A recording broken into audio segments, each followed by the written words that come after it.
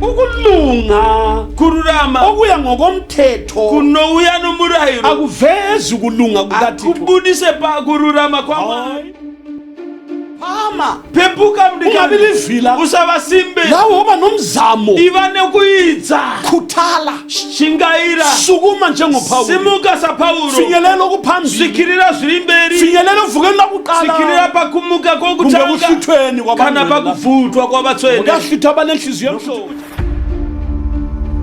suke endleleni yababi iva panzira yavakaipa lithi izwi likamlindi unzine shoko ramwari kusihlabelelo chapter 1 mapisarema chapter 1 uyabusiswa umuntu ongahambi ngokuyala kwababi wakaropafadzwa munhu usingafambi nokurayira kwavakaipa ongahlali nasemhlanganweni yezigangi usingagari pamisangano yavanhu vakapata